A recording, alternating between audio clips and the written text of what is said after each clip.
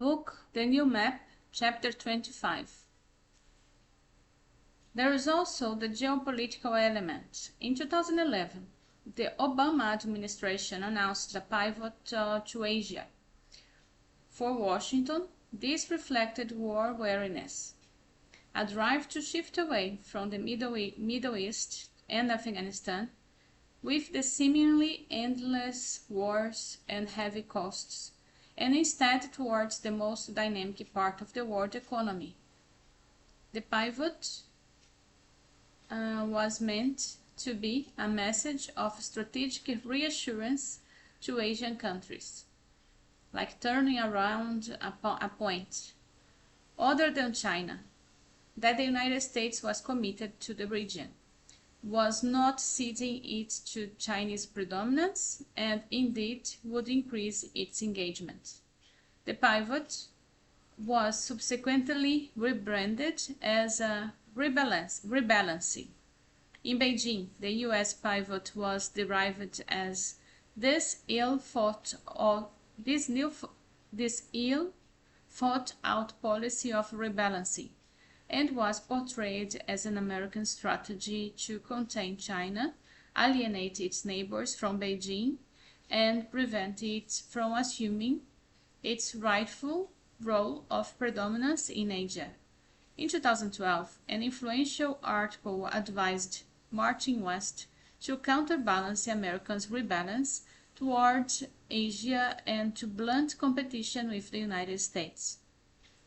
Going west came to mean One Belt, otherwise known as the Eurasian Land Bridge, which enables China to expand its economic clout and its influence and relevance through Central Asia, the Middle East and Russia, and into Europe. These land connections would also offset one of China's great strategic fears about the US Navy and the Malacca dilemma.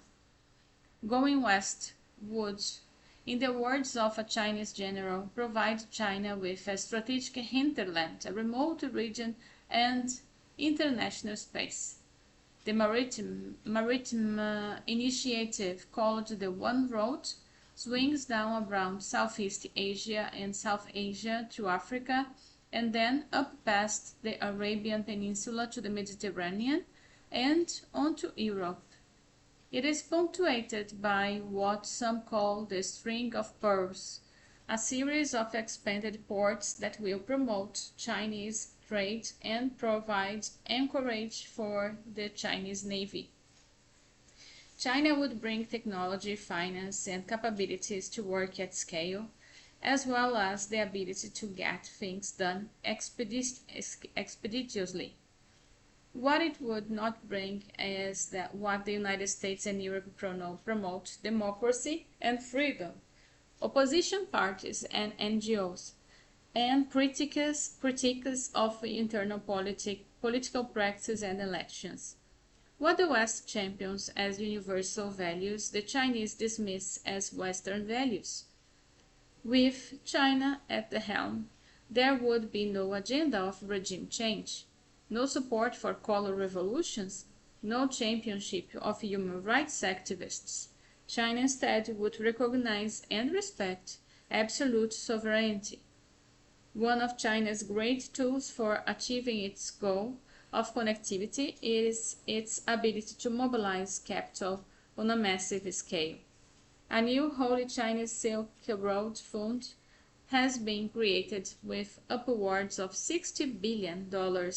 China also established a new Asia Infrastructure Investment Bank, AIIB, to finance developments along these corridors. This new institution reflects China's dissatisfaction with what it considers its inadequate say in the governance of the World Bank, not commensurate with its standing in the world economy and with the tendency towards political correctness in the World Bank's leading solar and wind, but no oil and gas extraction, and certainly no coal. The Obama administration wasted time in opposing the creation of a new Chinese-dominated international financial institution. To Washington's dismay, Britain rushed to be the first European country to sign on, beating out Luxembourg. Other stalwart US allies hastened to join. All this left the United States and Japan as the odd man out. There is no question who leads the AIIB. China subscribed 32% of the capital and has 30% of the voting rights. Yet, at the same time, the biggest recipients of AIIB loans so far has been India. Belt and Road has not only become an organizing principle for Chinese foreign and economic policy, it has also become a bulwark of political, academic, and popular discourse. The number of academic articles in China dealing with BRI ballooned from 492 in 2014 to 8,400 in 2015. China, the world's largest movie market, established the annual Silk Road International Film Festival to bring movie people together from a host of countries to encourage joint production and highlight films that celebrated BRI values. In a film called China Salesman, a Chinese mobile phone salesman outwits European rivals in a hard-fought battle for a contract in North Africa. In Kung Fu Yoga, Chinese and Indian archaeologists team up to seek an ancient treasure. We could increase the cooperation in archaeological research between China and India, declaims the Indian character. It would also be in line with the One Belt, One Road policy. So well said, replies the Chinese character. How many countries are candidates for Belt and Road? Many numbers have been bruited about up to 131, like spread and proven information. But Chinese officials go out of their way to say that there is no specific number, that instead, as an official put, is the Belt and Road is not a geographic concept. It's about development, about strategically important projects that are financially sound. Eastern and Central European countries, some of them members of the European Union, have aligned with, as have Italy and Greece. A Chinese company now owns a controlling share in Piraeus, the port of Athens, and the president of Panama asked Xi Jinping if Panama could be part of the BRI. Certainly, Xi replied, connectivity is basic to Belt and Road, and the Panama Channel provides major connectivity, the canal, to the world economy. China happens to be the second largest user of the canal. A Chinese company has purchased the largest port facility of the canal in Panama, and another has proposed a $4.1 billion high-speed highway project for Panama. China finally clarified the numbers of eligible members of the Belt and Road. It was open to all nations, yet the core countries could be narrowed down to a much smaller number that have signed comprehensive strategic partnerships with China. Korgas, once a crossing point through the mountains of the ancient Silk Road, is today the site of the Chinese-Kazakh border of a giant land port, a huge railway and transport hub that will speed containers from China on to Europe. Regular train service already delivers containers of Chinese goods to Europe in about half the time it takes for a container ship, though at a higher cost. The first regular freight train service to the Middle East reached Tehran in 2016. China is spearheading a $6 billion high-speed railroad project punching through mountains in Laos that will connect China with 7 countries and will at some point require tens of thousands of Chinese workers on location. It has invested in a multitude of energy projects. It is promoting the sale of its high-speed trains and its technology for ultra-high voltage power lines. which China's state grid company developed to efficiently carry electricity generated in western China over long distances. After the United States pulled out of the airport in the Central Asian Republic of Kyrgyzstan, which had been used to supply Allied troops in Afghanistan, the Chinese stepped in with a billion-dollar proposal to upgrade it. The China's Belt and Road Initiative covers the whole Europe, connecting Europe to China onshore and offshore, also the Maritime Silk Road and the Silk Road Economic Belt, which is by train.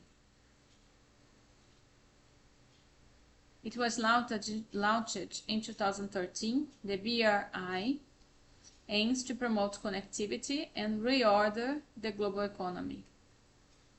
Yet, grand strategy and the ground implementation are two different things. Chinese financial institutions do not want to repeat the experience of going out period in the 2000s, when Chinese companies paid top dollar for foreign assets. Our performance will evaluate our decisions, observed one official. Projects have to be not only strategically important but financially sound. Many deals have been complicated to negotiate, taking longer than expected, and sometimes being rescinded or falling apart. In recipient countries, decision makers argue among themselves about what they are giving up and whether they are ceding part of their economy to China, and what criticisms they will face domestically in the future if they do a project, but also if they don't. The biggest project to date by far is the $62 billion China-Pakistan Economic Corridor. Almost 70% of it is for electric power related investment. The rest is for highways, oil and gas pipelines, and most notably a major port in the coastal town of Gwadar, located strategically on the way to the Persian Gulf and the Suez Canal. A putative landmark for the Maritime Silk Road, the port could be a convenient stopping point for the Chinese Navy. Gwadar is connected to China, not owned by sea, at great cost and with extraordinary difficulty, including surmounting the 16,000-foot Kurnjarab Pass, the highest border crossing in the world.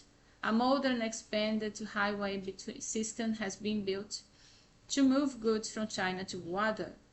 As the Hong Kong newspaper The South China Morning Post pointedly observed, the Gwadar port and road system provides an alternative shipping route to the Malacca Strait, which is frequently patrolled by the United States. The Chinese investment in the power sector is increasing electricity supplies, desperately needs to be in the power-short country, and thus helping Pakistani manufacturing and export. Yet, at the same time, Pakistan's import bill has shot up owing to the cost of importing of goods from China for the projects. The country is behind on repaying the Chinese loans, and its indebtedness is rising rapidly. This sent Pakistan back to the International Monetary Fund in 2019 for its 12th bailout since the 1980s. And because of the large role of the United States in the IMF, this brings Washington into the business of BRI. There is no rationale for IMF tax dollars and American tax dollars that are part of that funding, said U.S. Secretary of State Mike Pompeo, to go to bail out Chinese bondholders or China itself. This points to what Christine Lagarde, formerly managing director of the IMF and now the head of the European Central Bank, diplomatically called the risk of problematic increase in debt. Critics call it the debt trap, which they say could provide political and economic leverage to China. When countries cannot make their debt repayments, Chinese entities can take control. Case study number 1 of its port in Hambantota in the Sri Lanka for which China provided 1.1 billion in loans.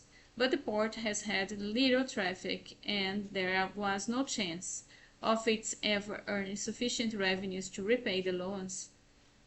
So in exchange for cancellation of the debt, a state-owned Chinese company took a 99-year lease.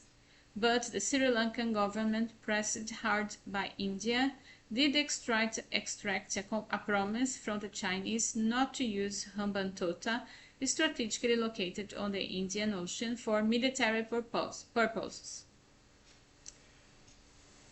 One of the most explicit challenges to the debt question came from Mohammad Mahathir, Malaysian long-serving prime minister, who returned as prime minister in 2018. While on a trip to China, he abruptly announced the cancellation of the $23 billion worth of rail and pipeline deals with Beijing. At age 93, Mahathir had no hesitation in speaking his mind, warning his hosts against a new version of colonialism. Malaysia, he explained, could not afford such debt. I believe China itself does not want to see Malaysia become a bankrupt country, he said. But a few days later, Malaysian Foreign Minister hastened to make clear that the country remained completely committed to participating in the Belt and Road. After a 30% cut in the price of the rail project, Mahathir himself announced his support for the Belt and Road, although he took advantage of the 2019 BRI conference in Beijing to pointedly call for freedom of passage in the South China Sea. In response to the criticism about debt and Beijing's own worries about repayment, Xi, in 2019, pressed a debt sustainability framework aimed at preventing borrowers from falling into the debt trap, and this was codified by the Ministry of Finance as a policy tool. But a year later, the devastating economic impacts of the coronavirus crisis on so many countries meant that their debt burden would become a far bigger problem. And that's all for this video.